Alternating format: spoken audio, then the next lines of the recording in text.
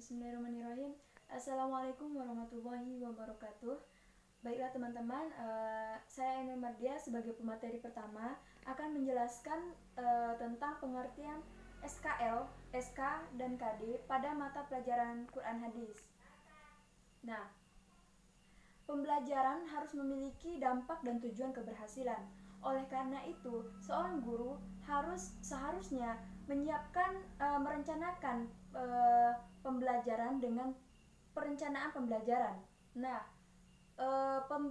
perencanaan pembelajaran ini sangat penting karena untuk memandu seorang pendidik untuk mencapai tujuan dari para peserta didiknya, dari tujuan materi kepada para peserta didiknya gitu. Jadi untuk membuat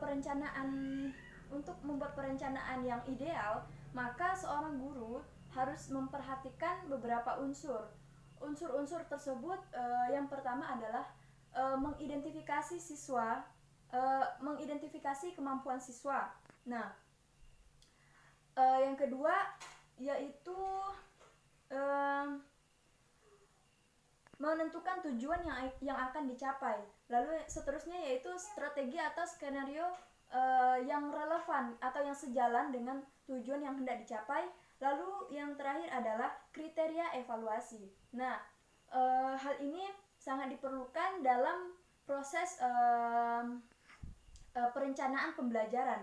Nah, selanjutnya rencana pembelajaran yang baik hendaknya mengandung 3 komponen. Yang pertama, tujuan pengajaran. Nah, tujuan pengajaran ini dimaksudkan agar apa seharusnya yang didapat oleh peserta didik itu tersampaikan. Nah, lalu yang kedua yaitu materi pelajaran. Nah, materi pelajaran ini sangat sesuatu yang sangat penting, karena tanpa materi pelajaran maka seorang guru tidak akan dapat menyampaikan sesuatu kepada peserta didiknya.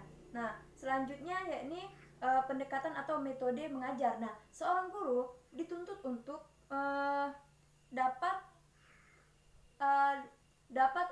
memberikan metode pengajaran yang membuat siswanya paham terhadap materi yang disampaikan.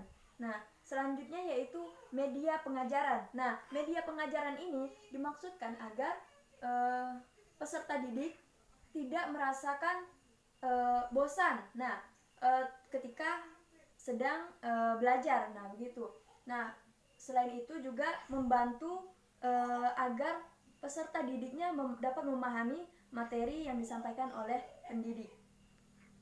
Lalu yang ketiga yaitu evaluasi keberhasilan. Nah, evaluasi ini dimaksudkan agar seorang pendidik tidak melakukan kesalahan yang sama ketika menyampaikan materi selanjutnya, gitu.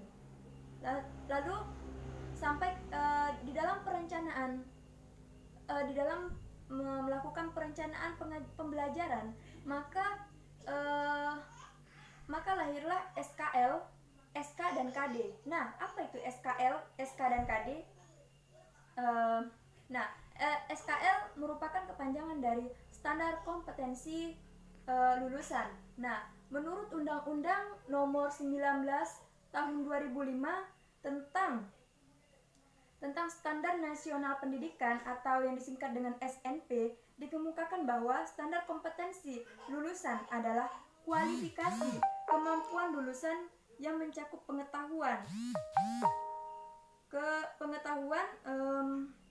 sikap dan keterampilan yang digunakan sebagai pedoman penilaian dalam penentuan kelulusan peserta didik dari satuan pendidikan. Nah, dapat kita pahami bahwa SKL merupakan standar kelulusan terhadap peserta didik setelah peserta didik mendapatkan materi. Maksudnya apa? Maksudnya SKL ini adalah pedoman bagi pendidik. Nah, gitu. Lalu yang kedua adalah SK, standar kompetensi. Nah, merupakan deskripsi pengetahuan, keterampilan dan sikap yang harus dikuasai setelah siswa mempelajari mata pelajaran tertentu pada jenjang pendidikan tertentu pula.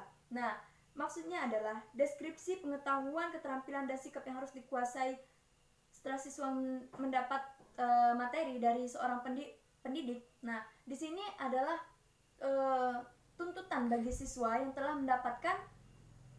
mendapatkan materi gitu. Nah, selanjutnya yaitu KD. KD ini kepanjangannya adalah kompetensi dasar, yaitu pengetahuan, keterampilan, dan sikap minimal yang harus dicapai oleh siswa untuk menunjukkan bahwa siswa telah menguasai standar kompetensi yang telah ditetapkan. Oleh karena itu, maka kompetensi dasar merupakan penjabaran dari standar kompetensi. Nah, adapun tujuan dari standar kompetensi, yang pertama adalah mewujudkan standar nasional dan institusional kompetensi lulusan. Yang kedua, memberikan acuan dalam merumuskan kriteria, kerangka dasar pengendalian dan quality assurance atau jaminan mutu lulusan. Yang ketiga adalah memperkuat profesionalisme melalui standarisasi kelulusan secara nasional dengan tetap memperhatikan tuntutan institusional, yaitu visi misi suatu lembaga atau suatu sekolah. Nah, SK dan KD merupakan arah dan landasan untuk mengembangkan materi pokok kegiatan pembelajaran dan indikator pencapaian kompetensi untuk penilaian. Nah, mungkin sekian yang dapat saya sampaikan. Kurang dan lebihnya saya mohon maaf. Wabillahi taufiq wal hidayah. Wassalamualaikum warahmatullahi wabarakatuh.